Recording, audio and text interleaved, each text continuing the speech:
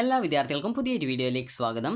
ഈ വർഷത്തെ Calicut university degree കോഴ്സുകളിലേക്കുള്ള പ്രവേശനത്തിൻ്റെ ഭാഗമായിട്ടുള്ള സെക്കൻഡ് അലോട്ട്മെൻറ്റ് റിസൾട്ട് ഇന്ന് പ്രസിദ്ധീകരിക്കും. അപ്പോൾ വിദ്യാർത്ഥികൾക്ക് admission.uoc.ac.in/admission എന്നുള്ള പേജ് വഴി വിദ്യാർത്ഥികൾക്ക് നിങ്ങളുടെ സെക്കൻഡ് അലോട്ട്മെൻറ്റ് പരിശോധിക്കാവുന്നതാണ്. സെക്കൻഡ് അലോട്ട്മെൻറ്റിന് ശേഷം വിദ്യാർത്ഥികൾ അലോട്ട്മെൻറ്റ് ലഭിച്ച കോളേജുകളിൽ പോയിട്ട് ടെമ്പററിയോ അല്ലെങ്കിൽ പെർമനൻറ്റ് അഡ്മിഷനോ നേടേണ്ടതാണ്.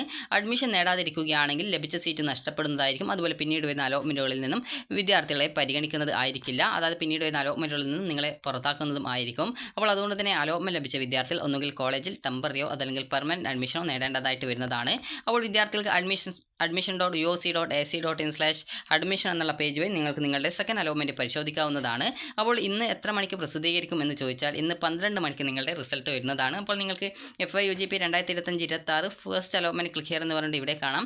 ഇവിടെ നിങ്ങളുടെ അലോട്ട്മെൻറ്റ് വരുന്ന സമയത്ത് അത് സെക്കൻഡ് അലോട്ട്മെൻറ്റ് ക്ലിക്ക് ഹിയർ എന്ന് പറഞ്ഞിട്ട് ആവുന്നതാണ്. അപ്പോൾ അവിടെ ക്ലിക്ക് ഹിയറിൽ ക്ലിക്ക് ചെയ്യുന്ന സമയത്ത് പിന്നീട് നിലവിൽ ഇപ്പോൾ ഈ ഒരു സ്ക്രീനിൽ ഇതുപോലെയാണ് കാണാൻ സാധിക്കുക. അലോട്ട്മെൻറ്റ് വന്നു കഴിഞ്ഞാൽ നിങ്ങൾക്ക് ഇവിടെ ക്യാപ്പ് ID കൊടുക്കാനും സെക്യൂരിറ്റി കീ കൊടുക്കുന്നതിനും അതുപോലെ തന്നെ നിങ്ങൾക്ക് പിന്നീട് നിങ്ങൾ ലോഗിൻ ചെയ്യാനുള്ള ഒരു ഓപ്ഷനും ഉണ്ടാവും. അഥവാ നിങ്ങളുടെ ക്യാപ്പ് IDയും സെക്യൂരിറ്റി കീയും മറന്നു പോയിട്ടുണ്ടെങ്കിൽ അതിനടിയിലായിട്ട് തന്നെ forgot login credentials click here എന്ന് പറഞ്ഞിട്ടുണ്ടാകും. അപ്പോൾ അവിടെയുള്ള ക്ലിക്ക് ഹിയർ ഓപ്ഷൻ ക്ലിക്ക് ചെയ്ത ശേഷം നിങ്ങൾക്ക് നിങ്ങളുടെ അടുത്ത പേജിൽ നിങ്ങൾക്ക് മൊബൈൽ നമ്പർ അതുപോലെ തന്നെ നിങ്ങളുടെ ഇമെയിൽ ID നിങ്ങൾ അപേക്ഷ കൊടുക്കുന്ന സമയത്ത് ഈ ഒരു ഇമെയിൽ ID ഏതാണോ കൊടുത്തത് അതുപോലെ ഏത് മൊബൈൽ നമ്പറാണോ കൊടുത്തത് അതാണ് കൊടുക്കേണ്ടത്.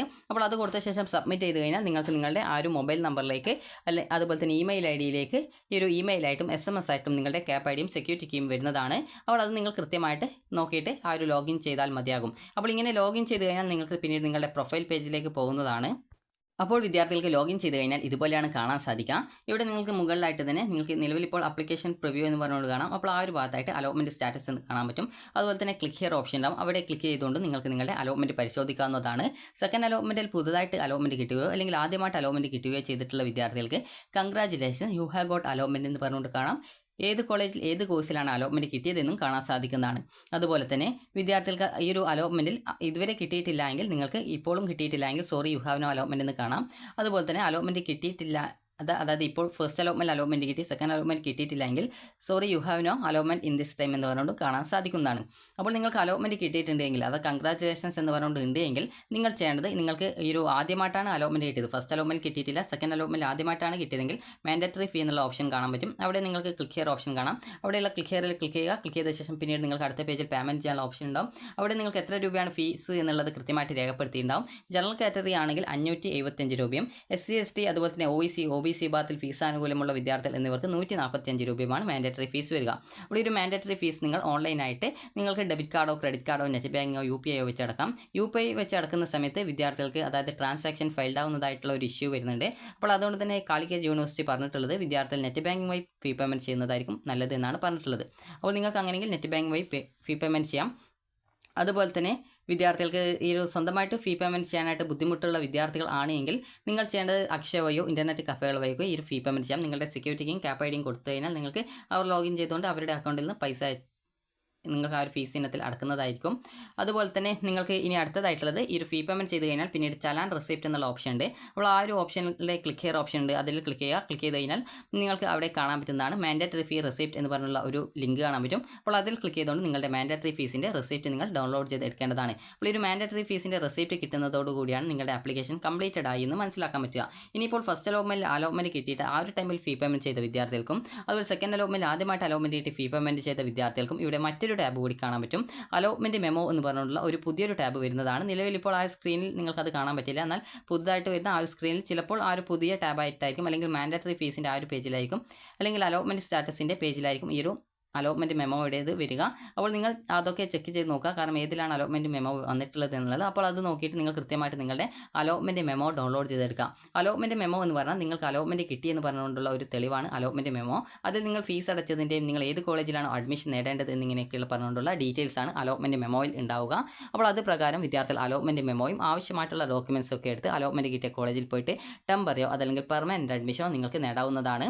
അപ്പോൾ വിദ്യാർത്ഥികൾക്ക് അലോട്ട്മെൻറ്റ് മെമോ നിങ്ങൾക്ക് അതായത് വിദ്യാർത്ഥികൾ ചോദിക്കുന്നതാണ് അലോട്ട്മെൻറ്റ് മെമോ നിങ്ങൾ പ്രിൻ്റ് എടുക്കണോ എന്നുള്ളത്. അപ്പോൾ നിങ്ങൾ ശ്രദ്ധിക്കേണ്ടത് അതിൻ്റെ ഒരു 3 കോപ്പി എടുക്കുക. അതിൽ 2 കോപ്പി നിങ്ങളുടെ കയ്യിൽ സൂക്ഷിച്ച് വയ്ക്കുക. കാരണം ഭാവി ആവശ്യങ്ങൾക്ക് എന്തെങ്കിലും ആവശ്യമുണ്ടെങ്കിൽ അത് ഉപയോഗിക്കാവുന്നതാണ്. കാരണം സ്കോളർഷിപ്പോ മറ്റു കാര്യങ്ങൾക്കൊക്കെ അല്ലെങ്കിൽ വേറെ എന്തെങ്കിലും ആവശ്യങ്ങൾക്കൊക്കെ ഈ ഒരു മാൻഡറ്ററി ഫീ പേയ്മെൻറ്റ് ചെയ്ത ശേഷം നിങ്ങൾക്ക് കിട്ടുന്ന അലോട്ട്മെൻറ്റ് മെമോ നിങ്ങൾക്ക് അത് പ്രിൻ്റ് എടുത്ത് നിങ്ങളുടെ കയ്യിൽ സൂക്ഷിച്ച് വെക്കുക. കാരണം ചില സമയത്ത് വെബ്സൈറ്റിൽ പിന്നീട് ആ ഒരു മെമ്മോ ലഭ്യമാവുന്നതായിരിക്കില്ല. അപ്പോൾ അതുകൊണ്ട് തന്നെ നിങ്ങൾ ശ്രദ്ധിക്കേണ്ടത് നിങ്ങളുടെ ഭാവി ആവശ്യങ്ങൾക്കായിട്ട് ഈ ഒരു അലോട്ട്മെൻറ്റ് മെമ്മോയുടെ 1-2 കോപ്പികൾ നിങ്ങളുടെ കയ്യിൽ എക്സ്ട്രാ കോപ്പി എടുത്ത് സൂക്ഷിച്ച് വെക്കുക. കാരണം ഫോണിൽ PDF ആയിട്ട് സൂക്ഷിച്ച് വെച്ച് കഴിഞ്ഞാൽ തന്നെ ചില സമയത്ത് അത് ഡിലീറ്റ് ഒക്കെ ആയി പോകാനുള്ള സാധ്യതയൊക്കെ ഉണ്ട്. അഥവാ ഡിലീറ്റ് ആയി പോയിട്ടുണ്ടെങ്കിൽ പിന്നീട് അത് കിട്ടാനൊക്കെ ബുദ്ധിമുട്ട് വരും. അപ്പോൾ അതുകൊണ്ട് തന്നെ നിങ്ങൾ ആ ഒരു അലോട്ട്മെൻറ്റ് മെമ്മോയുടെ ഹാർഡ് കോപ്പി, അതായത് ഒരു പ്രിൻ്റ് എടുത്ത് സൂക്ഷിച്ച് വെക്കുക. അപ്പോൾ ഇതിന് ശേഷം നിങ്ങൾ ചെയ്യേണ്ട പ്രധാനപ്പെട്ട കാര്യം, അതുപോലെ പല വിദ്യാർത്ഥികളും ചോദിക്കുന്ന ഒരു പ്രധാനപ്പെട്ട കാര്യമാണ്, നിങ്ങൾക്ക് ഇപ്പോൾ കിട്ടിയിട്ടുള്ള സീറ്റ് വേണ്ട, ഫസ്റ്റ് അലോട്ട്മെൻറ്റ് കിട്ടിയ സീറ്റ് മതി, അങ്ങനെ മാറാൻ പറ്റുമോ എന്നുള്ളത്. അപ്പോൾ നിങ്ങൾ ശ്രദ്ധിക്കേണ്ട കാര്യം എന്ന് പറയുന്നത്, നിങ്ങൾക്കിപ്പോൾ ഒന്നാമത്തെ ഓപ്ഷനാണ് ഫസ്റ്റ് അലോട്ട്മെൻറ്റിൽ കിട്ടിയത് അല്ലെങ്കിൽ സെക്കൻഡ് അലോട്ട്മെൻറ്റിൽ കിട്ടിയതെങ്കിൽ നിങ്ങൾക്ക് അവിടെ മാൻഡേറ്ററി ഫീ പേയ്മെൻറ്റ് ചെയ്ത് കഴിഞ്ഞാലും ആ ഒരു സീറ്റ് നിങ്ങൾക്ക് മാറില്ല. കാരണം ഫസ്റ്റ് ഓപ്ഷനാണ്, ഇതിന് മുകളിൽ വേറൊരു ഓപ്ഷൻ ഇല്ല. ഒന്നാമത്തെ ഓപ്ഷൻ കിട്ടുന്നത് കൊണ്ട് തന്നെ ഇതിന് താഴെ 2-3 ഓപ്ഷനൊക്കെ ഓട്ടോമാറ്റിക്കലി ഡിലീറ്റ് ചെയ്യപ്പെടും. അപ്പോൾ അതുകൊണ്ട് തന്നെ നിങ്ങൾക്ക് ആ ഒരു രീതിയിൽ ഒന്നാമത്തെ ഓപ്ഷനാണ് കിട്ടുന്നതെങ്കിൽ ഈ ഒരു സെക്കൻഡ് അലോട്ട്മെൻറ്റിൽ ചേഞ്ച് വരില്ല.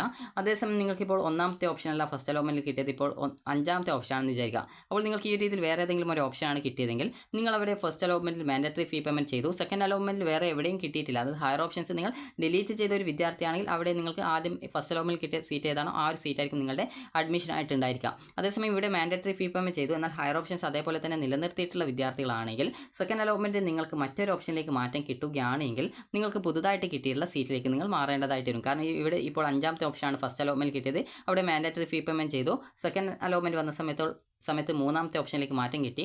അപ്പോൾ ആ ഒരു 3ാമത്തെ ഓപ്ഷൻ കിട്ടിയതുകൊണ്ട് തന്നെ 4-5 ഓപ്ഷൻ ഓട്ടോമാറ്റിക്കലി ഡിലീറ്റ് ചെയ്യപ്പെടും. അപ്പോൾ അതുകൊണ്ട് തന്നെ 3ാമത്തെ ഓപ്ഷനിൽ ഇവിടുത്തെ മാൻഡേറ്ററി ഫീസ് ട്രാൻസ്ഫർ ചെയ്യും. അതുകൊണ്ട് തന്നെ പുതുതായിട്ട് കിട്ടിയ ആ ഒരു കോളേജിലായിരിക്കും നിങ്ങൾ ജോയിൻ ചെയ്യാനായിട്ട് സാധിക്കുക. അപ്പോൾ അതുകൊണ്ട് തന്നെ നിങ്ങൾക്ക് ഫസ്റ്റ് അലോട്ട്മെൻറ്റ് കിട്ടിയ സീറ്റിലേക്ക് പിന്നീട് സെക്കൻഡ് അലോട്ട്മെൻറ്റ് വേറൊരു ഓപ്ഷൻ കിട്ടിയിട്ടുണ്ടെങ്കിൽ അങ്ങനെ തിരിച്ച് മാറാനായിട്ട് സാധിക്കുന്നതല്ല. അതുകൊണ്ട് തന്നെ പുതുതായിട്ട് കിട്ടിയ ആ ഒരു സീറ്റിൽ നിങ്ങൾ ജോയിൻ ചെയ്യേണ്ടതായിട്ട് വരുന്നതാണ്. അതുപോലെ തന്നെ നിങ്ങൾ ശ്രദ്ധിക്കേണ്ടത്, നിങ്ങൾക്ക് ഈ ഒരു സെക്കൻഡ് അലോട്ട്മെൻറ്റിൽ ആദ്യമായിട്ടാണ് അലോട്ട്മെൻറ്റ് ലഭിച്ചിട്ടുള്ളതെങ്കിൽ അല്ലെങ്കിൽ ഫസ്റ്റ് അലോട്ട്മെൻറ്റിൽ കിട്ടിയിട്ടുള്ളൂ, സെക്കൻഡ് അലോട്ട്മെൻറ്റ് പുതുതായിട്ട് കിട്ടിയിട്ടില്ല എങ്കിൽ നിങ്ങൾക്ക് എവിടെയാണോ പുതുതായിട്ട് കിട്ടിയിട്ടുള്ളത് അല്ലെങ്കിൽ ആദ്യമായിട്ട് ഏറ്റവും ലേറ്റസ്റ്റ് ആയിട്ട്, അതായത് നിങ്ങൾക്ക് സെക്കൻഡ് അലോട്ട്മെൻറ്റ് ശേഷം എവിടെയാണോ നിങ്ങൾക്ക് അലോട്ട്മെൻറ്റ് ഉള്ളത്, അലോട്ട്മെൻറ്റ് മെമ്മോയിൽ ഏത് കോളേജാണോ അഡ്മിഷൻ നേടാനായിട്ട് പറഞ്ഞിട്ടുള്ളത് ആ ഒരു കോളേജിലാണ് നിങ്ങൾ പോയിട്ട് ടെമ്പററിയോ അല്ലെങ്കിൽ പെർമനൻറ്റ് അഡ്മിഷനോ ആയിട്ട് നേടേണ്ടത്.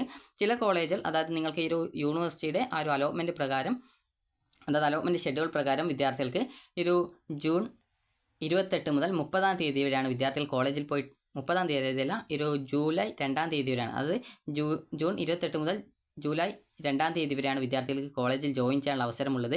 അപ്പോൾ ആ ഒരു സമയത്തിനുള്ളിൽ വിദ്യാർത്ഥികൾ കോളേജിൽ പോയിട്ട് ജോയിൻ ചെയ്യേണ്ടതായിട്ട് വരുന്നതായിരിക്കും. അതുപോലെ തന്നെ നിങ്ങൾക്ക് ടെമ്പററിയോ അല്ലെങ്കിൽ പെർമനൻറ്റ് അഡ്മിഷനോ നേടാം. അതുപോലെ തന്നെ തേർഡ് അലോട്ട്മെൻറ്റ് ജൂലൈ 7-ാം തീയതിയാണ് പറയുന്നത് എങ്കിൽ കൂടി അത് യൂണിവേഴ്സിറ്റി നേരത്തെ സാധാരണ പ്രസിദ്ധീകരിക്കാറുണ്ട്.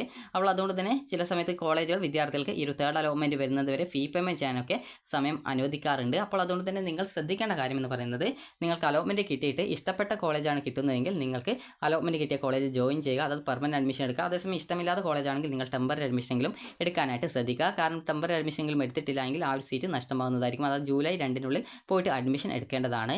അപ്പോൾ വിദ്യാർത്ഥികൾക്ക് ഈ ഒരു വീഡിയോ ഉപകാരപ്രദമായിട്ടുണ്ടെങ്കിൽ ലൈക്ക് ചെയ്യുക, ഷെയർ ചെയ്യുക. അതുപോലെ തന്നെ നിങ്ങൾക്ക് ഈ ഒരു അലോട്ട്മെൻറ്റ് കിട്ടിയിട്ടില്ല എങ്കിൽ നിങ്ങൾ അടുത്ത അലോട്ട്മെൻറ്റിനായിട്ട് വെയിറ്റ് ചെയ്യുക. അപ്പോൾ നിങ്ങൾക്ക് ഈ ഒരു വീഡിയോ ഉപകാരപ്രദമായിട്ടുണ്ടെങ്കിൽ ലൈക്ക് ചെയ്യുക, ഷെയർ ചെയ്യുക. Thank you for watching.